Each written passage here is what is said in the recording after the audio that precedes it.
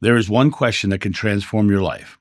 And in this video, we're going to discuss that question and how you answer it. Hey guys, it's John sitting here in the studio on a snowy day outside. I'm looking out the window of my studio and the snow is just coming down outside. But I thought I'd hop on here and talk about this one question that can transform your life. And that question is, who am I? The way you answer this question could easily unlock your own personal joy, your peace, and purpose that you've been searching for in life. Let's discuss why asking this question is so powerful. Most people, when asked, who they are, they'll answer the question with their job title, their relationship, or things they've accomplished in life. I'm a teacher, I'm a parent, I'm a successful entrepreneur. But what are you really? Because those are identities, those are labels, those are definitions. Your identity goes beyond labels, roles, or societal expectations. At its core, this question invites us to strip away the masks of our definitions and labels and identities that are thrust upon us and get to the essence of who we truly are. By asking, who am I, you begin to question the stories you tell yourself, stories about your limitations, your fears, and what you think you should be. I often say, don't should on yourself, right? Those sort of ideas, those definitions, and those expectations we place upon ourselves can become a trap of external definitions. We get stuck in the ideas of this. Societal conditioning, we talk about what society thinks of us. We live in a world where our worth is often tied to what we do, not who we are, or what we look like, or what gender we are, what color we are, what religion we are. We're identified by these societal ideas. And to simplify it, a student defines themselves by their grades. Their grades say they are this, right? They're a good student or bad student. A professional might tie their identity to the job. I'm an architect. I'm a laborer. I'm a truck driver. We define ourselves by those sort of roles. When we base our identity on external things, we're constantly chasing approval, success, or perfection. And you know what? Those finish lines are always moving. For many years, I defined myself by what my father thought of me, and I was living the life of being a worthless bum because that's what my father thought of me. Those ideas of being able to let those things go, you end up with a very different expectation. You come to realize that who am I is a choice, and you start to define yourself by who you are. And when you define yourself by external labels or definitions of jobs, you end up losing the core essence of who you really are. There was a time in my life I was John, the Renaissance Festival performer. Years and years went by, and as that time went by, I found that I was enjoying the time after the show far more than the time during the show. What was I doing after the show? I was sitting in an audience talking to people about spirituality and helping them step into a greater role in life. And next thing I knew, the identity of the performer was not who I was any longer. It was the person who was being helpful, the person who was serving. And the applause fades over time, but they applaud you for that brief moment in time where you've identified yourself as a performer, and then next thing you know, you're doing something else. That's not sustainable, especially when you're doing a comedy sword fighting show.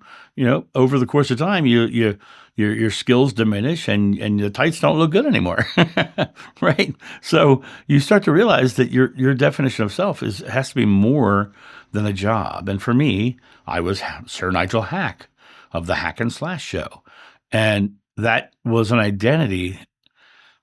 But when you shift that question inward, who am I really? You're not looking for a resume recap. You're peeling away layers of your personal identity, your fear, and your conditioning, and to find what's underneath of all that. And what is underneath all that? If you took a moment right now and you asked yourself, who am I? But don't rush to answer. Sit with the question. Let the silence guide you. Who are you really? Are you a kind person? Are you a loving person? Are you a helpful person? Are you someone who's afraid? And you sit down and you define who you are in this moment, right? And then start to understand that this is who you're defining yourself as. And then you realize that you can shift that perspective. You can ask yourself, who do I want to be? And then you write that down. Who do I want to be? And you start writing that down. Next thing you know, you find out that your want list becomes the answers that you'd like to say after who am I? And those things can happen with a simple shift of perspective. Are you or aren't you? Gandhi says, be the change you want to see in the world. When you're sitting in silence and you're just listening, who are you? And you're feeling who you are. You're not your job. You're not your failures. You're not even your body. You're something much more expansive. Your love, awareness, divine energy. That there's atomic energy that's moving around in the world. That's the physical world around us. And those identities, those jobs, that physical appearance, those are found in this energy that's around us. But that's not who you really are. Who you are is who you believe you are inside. Your thoughts, your words, your deeds. And you get to choose them. Who are you? It is absolutely your choice. And once you disconnect from the external expectations, definitions, labels, you get real clear about what truly matters to you. You start to understand. I've been to 30 countries around the world. In every country, I asked what's the most important thing to them. No one ever said their job. No one ever said their body weight or their appearance. They always said my family.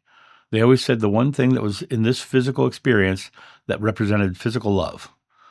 These people are in my life and I love them. The thing that represented love most. And when you stop living for other people's expectations or definitions and you start living authentically, you find out that your core essence is love. And you start to have that experience where you get to create a loving experience around you. And you are someone who is connected directly to love. This kind of question can lead you to life-changing experiences and realizations. I mean, when you start to realize that you can live a loving life and surround yourself with loving people and know that the things that are most important to you are the people you love and the experiences of love around you, you'll find such tremendous joy and peace in your world because your definition of self aligns directly with the source, with God. And you'll notice something incredible, that you're no longer trying to be someone for the world. Joy and peace naturally comes out of this because you're being your authentic self. You come back to that I am place. When you come back to your daily practice, people want to have their practices, their modalities, their methods, their techniques. But when you come back to just today, what are you doing today? Ask yourself this question: who am I today? Give yourself permission to evolve. Give yourself permission to say, I'm not just my job. I'm not just my husky genes, right? I'm not just this physical appearance in the world. I am more. I am a direct representation of God on earth, and I am delivering that love to the world.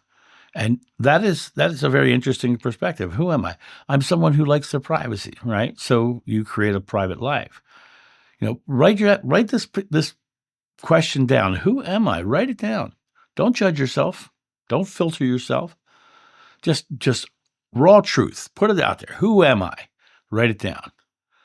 And recognize and tell yourself, I'm not my job. I'm not my past. I'm not my fears. I am love. I'm awareness. And that is not only enough, but more than enough, because that is the greatest purpose one can have in life. So who are you? That's not something I can answer for you, but trust me, the journey to discovering it will transform your life. And in this video, what we've been talking about is you coming to the understanding of who you are directly. Because when you step into your own direct connection to the answer to this question, then you'll start to see the things you aren't as well. And when you start to see the things you aren't, you're not your job. You are this person who is living life in this experience that we're in. And so the greatest question you could possibly ask yourself is, who am I? But the answer has to come from honesty, from truth. You have to talk to yourself without any limitations, without any censoring. Who am I? And if you don't like your answer, then you can change that answer to be, I am this instead. I am this. I am this. Who am I? Well, I am. The question, who am I? You have to remember, am I is God's name backwards. I am is God's name forward. Whatever you ask in God's name is granted. And so rather than ask and define yourself as not knowing, define yourself. Release the limitations of the societal expectations and the accepted pant size, right? and come back to this present moment and define your answer. Who am I? I am John, and I am love. And I hope this has found you well today. You guys have a great day, and I'll talk to you soon. See ya. Bye.